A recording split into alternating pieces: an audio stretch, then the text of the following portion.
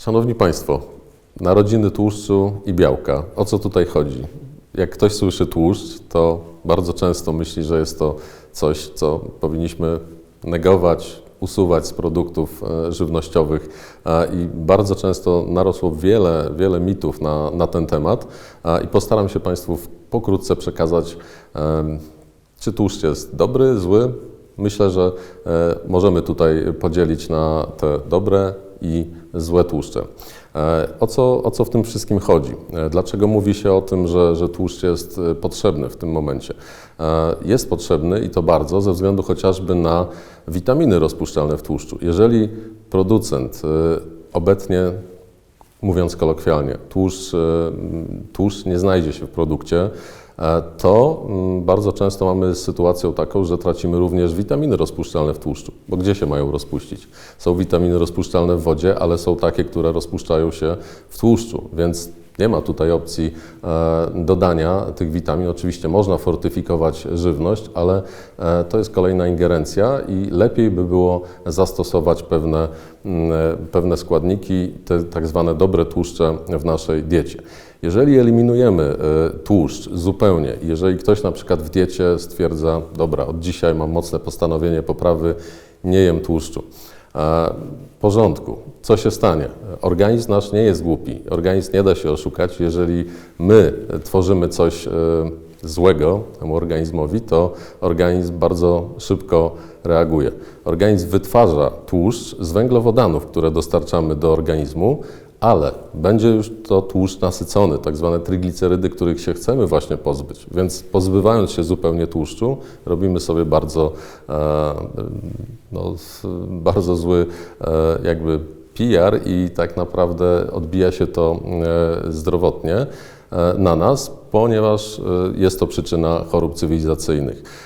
Tłuszcz jest naprawdę niezłym składnikiem, jest bardziej sycący niż węglowodany, ale należy wybierać te tłuszcze, które są na przykład w nisko przetworzonych olejach tłoczonych na zimno. Nawet masło, które często było negowane, jest bardzo dobrym źródłem, ponieważ ma mniej tłuszczów nienasyconych oczywiście, ale są to tłuszcze w bardzo dobrej konfiguracji dla człowieka. Jeśli chodzi o kwasy tłuszczowe N3, N6 i to jest bardzo ważna kwestia, podstawowa kwestia i o tym należy pamiętać. Także nie bójmy się tłuszczu, nie wyrzucajmy go z produktów. To też informacja do producentów, ponieważ producenci bardzo często stosują węglowodany zamiast tłuszczu, a możemy mieć sytuację taką, że produkt niskotłuszczowy albo beztłuszczowy będzie miał taką samą kaloryczność ze względu na dodatek węglowodanów do produktu, jak produkt pełnotłusty. Można zastąpić tłuszcz białkiem, częściowo przynajmniej i to jest druga część, także białko, które występuje bardzo często w tym momencie w produktach wysokobiałkowych. To jest bardzo dobry trend, szczególnie dla osób aktywnych fizycznie, osób odchudzających się, ponieważ białko jest tak zwanym topowym składnikiem i ten topowy składnik będzie nam oddziaływał na nasz organizm bardzo korzystnie, ponieważ po pierwsze, będzie nam wspierał budowę tkanki mięśniowej, ponieważ mamy tam aminokwasy egzogenne, które musimy dostarczyć z pożywieniem, inaczej wzrost mięśni nie będzie tak spektakularny w przypadku chociażby sportowców czy osób aktywnych fizycznie. Natomiast druga sprawa, jeżeli białko jest spożywane, to również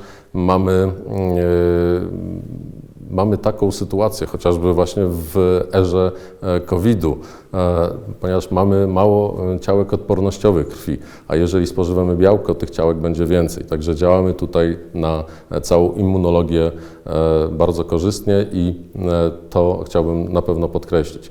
Także białko jest bardzo dobrym produktem, ale nie możemy zapominać o kilku podstawowych kwestiach. Jeżeli jest go zbyt dużo, co robią najczęściej amatorzy, którzy słyszeli, że białko jest dobre i starają się, żeby tego białka spożywać bardzo dużo. Jeżeli zbyt dużo spożywamy białka, to może cierpieć wątroba, mogą cierpieć nerki w dłuższej perspektywie i tu możemy wyrządzić sobie krzywdę. Także umiar jest jak najbardziej wskazany. Natomiast produkty wysokobiałkowe i produkty, nie mówię wysokotłuszczowe, ale z zawartością tłuszczu będą na pewno bardzo korzystne.